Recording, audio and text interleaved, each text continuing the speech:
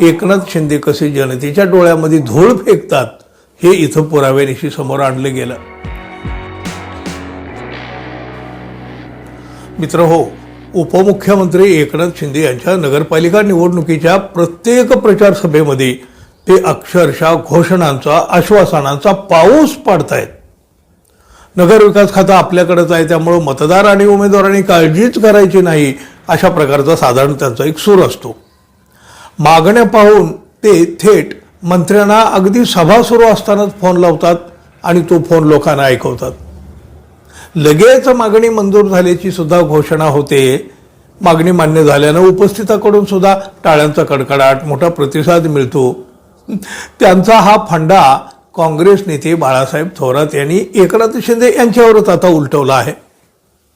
राजकारणामध्ये धुरंधर पैलवान असल्याचा आणि आपल्या डावाने विरोधी पक्ष अजून सावरलेला नसल्याचा दावा एकनाथ शिंदे नेहमी करीत असतात. पण त्यांचा एक डाव संगमनेरमध्ये एकदम उलटा पडला.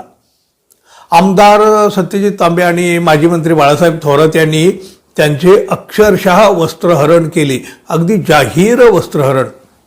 वर्षानुवर्ष प्रलंबित असलेल्या मागण्या आता एकनाथ शिंदे एका क्षणात मंजूर करतायत. पाहिजे ते मागा मंजूर, काहीही मागा मंजूर, लेना न देना. उपमुख्यमंत्री शिंदे यांनी संगमनेर इथल्या सभेमध्ये आरोग्यमंत्र्यांना फोन लावला. संगमनेर शहरासाठी 100 खाटाचं महिला रुग्णालय मंजूर केल्याचं आश्वासन त्यांनी मंत्र्यांकडून घेतलं आणि तो फोन लोकांना ऐकवला. उदय सामंत यांना सुद्धा तसंच फोन करून स्पीकरवरून उपस्थितांना MIDC मंजूर केल्याचं ऐकवलं. पांढरकवडा इथं सुद्धा अगदी अशाच पद्धतीचा फोन केला आणि MIDC मंजूर केल्याचं सांगितलं. हे सगळं म्हणजे ना एखाद्या चित्रपटामध्ये शोभावं असं सगळं हे चित्र. संगमनेर इथं मात्र आमदार सत्यजित तांबे यांनी एकनाथ शिंदे यांचा खोटेपणा पुरता उघडा पाडला.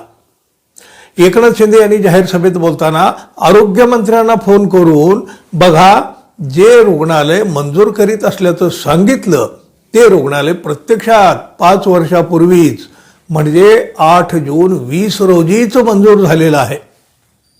बाळासाहेब थोरात हे महसूल मंत्री होते, त्यावेळेला ही मंजुरी मिळालेली आहे.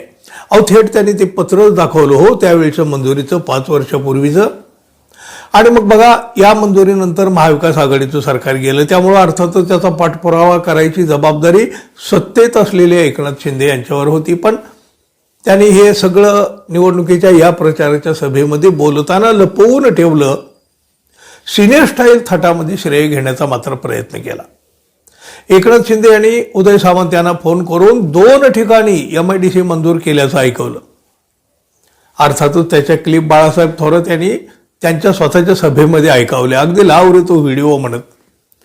उपमुख्यमंत्री शिंदे यांनी राज्यभर वापरलेला फंडा मुरब्बी बाळासाहेब थोरात यांच्या संगमनेरमध्ये उलटा पडला. त्यामुळं एकनाथ शिंदे यांचे उमेदवार सुद्धा तिथले अडचणीत आले ना हो. बघा, रुग्णालय 5 वर्षापूर्वी मंजूर झालेलं असताना त्याच्याच मंजुरीची पुन्हा घोषणा करून एकनाथ शिंदे कसे जनतेच्या डोळ्यामध्ये धूळ फेकतात हे इथं पुराव्यानिशी समोर आणलं गेलं. त्यामुळं एकनाथ शिंदे यांच्या सभेमध्ये जे मंत्र्यांना फोन करून जे काही लोकांना ऐकवतात ना, ते किती खोटं असतं हे उघडं पडलं. अहो, ऐन निवडणुकीत एकनाथ शिंदे यांच्या आश्वासनाचं पुरतं वस्त्रहरण झालं. लोक विश्वास ठेवणार कसे? निवडणूक प्रचारामध्ये वरिष्ठ नेते येतात आणि जनतेला फसवून कसे निघून जातात याचं यासारखं दुसरं उदाहरण काय असेल मित्रांनो? कुणी काहीही आश्वासन देऊ द्यावं, आपण आपलं सावध असलेलं बरं. धन्यवाद. पुन्हा भेटू. नमस्कार.